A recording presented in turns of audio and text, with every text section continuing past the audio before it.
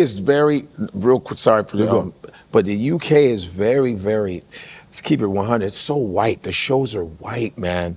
There's barely, and when you go to the UK, like I was hanging out in Notting Hill. Yep. Whew, just being around all the Caribbean from Windrush, Windrush. Sorry, I did a whole little historical thing in London. It was talking about Windrush and how all the Caribbeans came. They built England, the Indians, and you barely see any representation on BBC. So you think that's why?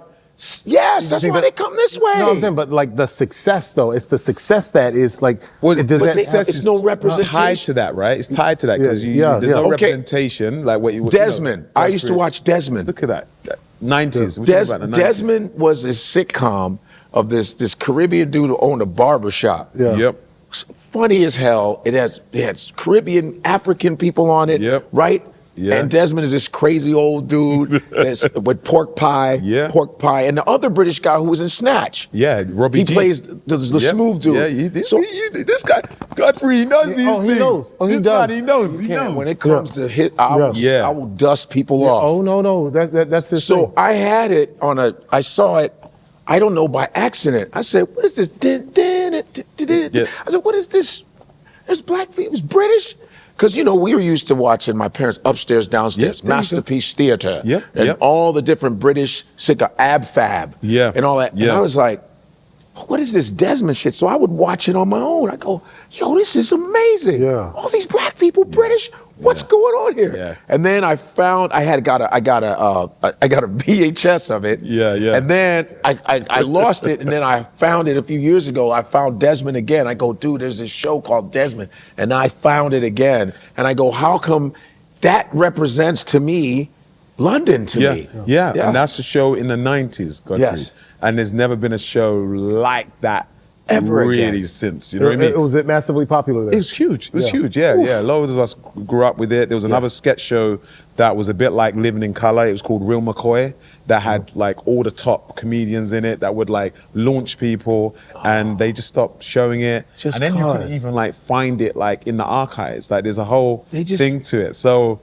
I think the answer to your question, like the lack of representation. So I think there's always this fight and this resistance. People are trying to make shows, tell our stories, but it can get a bit gaslighty. It goes around in circles. Oh my goodness! It's like the one in and one out. You know, so like Michaela Cole, she's amazing. Michaela, she's chewing gum. Chewing gum, but there's tons of other women. You know what I mean? Like Black British women. It's harder for Black British women. They do the same thing to us, one Negro at a time. But I think. Back to how hard it is to be successful and continue to work in the UK.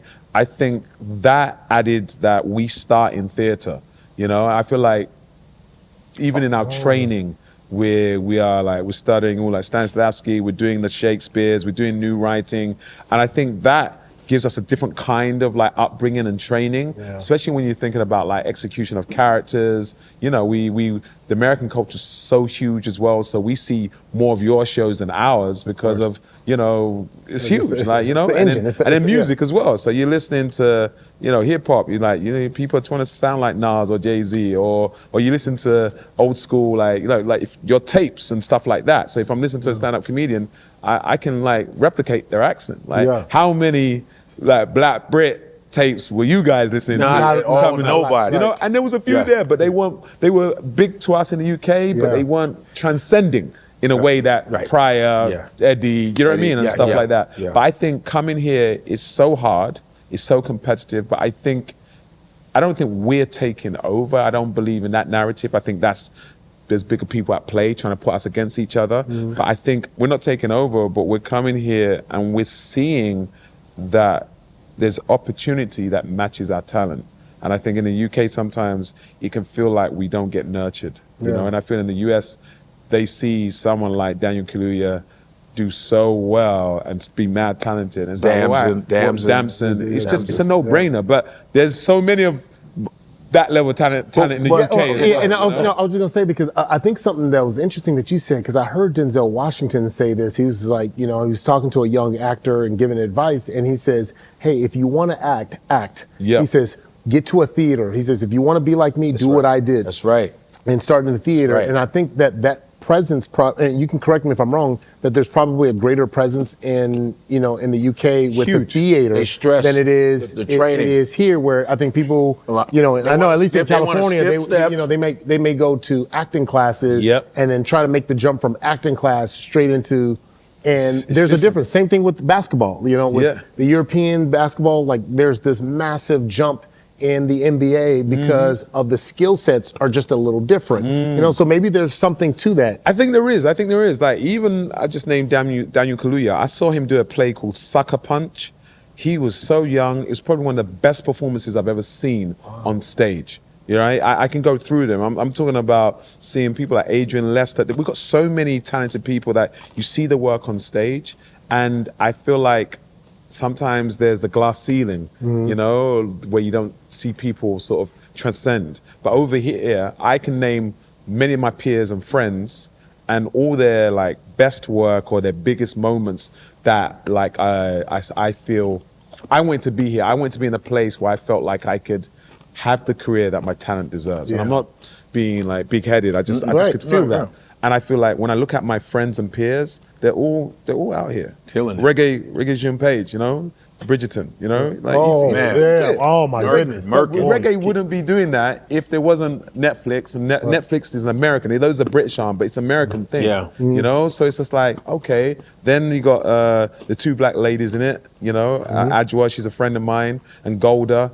They've been working for years in the UK, but this role is huge, changed their lives. It's massive. Do you know? Yeah. Then you're looking at, I could go through so many different shows where people pop up, but if you just focus in the UK, the ceiling won't allow them to have there's not the same type of opportunity. No. So there's this push to get out to the US to be able to find those opportunities, and when those opportunities happen, they usually, blow them up. And it's still tough. You still got to book the role, right? And it's sacrifice. You're leaving your family. If you are going up for like American, you got sound like you guys. You know what I mean? And I think they think it's amazing though too. The white people get fascinated like a magic trick, because you'll be British, but then you could sound like a black American drug dealer. They're like, oh, did you see that transition? And then they see a black person with a British accent. It's not as harsh to them. That's what in my head. Because when you hear because the black American has always been this thorn in white people's side. Like everybody fears the black American. Yo, what's good, man? Yo, white folks are always, or they're fascinated by it. You know what I mean? And then when they see, like, this guy comes in, hello. Oh.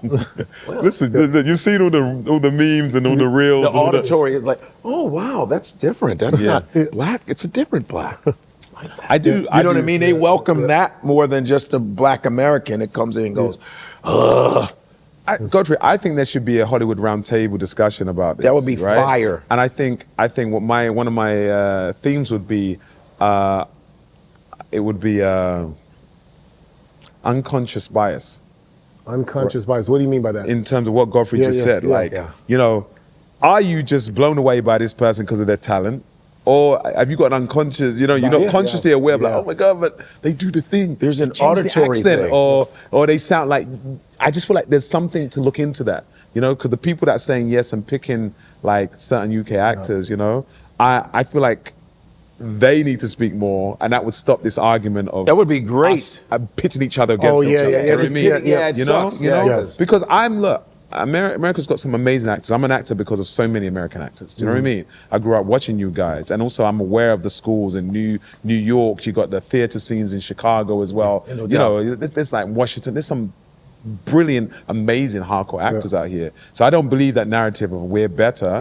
But I do think there's a real delicate conversation to be had on all sides of like. I think it's an important one. I think it's an important one to distinguish, because sometimes you're walking into those rooms and you just don't know what those unconscious biases are, and so you're stepping in being you, and yet there's a layer that there's a layer that you're fighting through. Definitely, and I'm like, we've got to work together. Let's stop going up against each other. I don't engage with this conversation about us versus them. I don't. I'm about, when I look at someone like Jay Samuels, yes, he's Nigerian, but what he does with his films, he will have someone like Omar Sy in it. He would have a Ghanaian actor in it, American actor in it, Nigerian actor, Jamaican actor. Omar Sy, right? So he's already doing it. Why can't we have films like that? We've got a top Kenyan actor or someone from Sierra Leone. Period. Like, That's what we should be doing, owning our IP and we coming have to. together like that, Yeah. you know? We gotta bridge it. That's why this is what we do. That's what we're doing next. Telling those stories to inspire so many people, Yeah. you know, not only through the continent, but everywhere, just to be able to show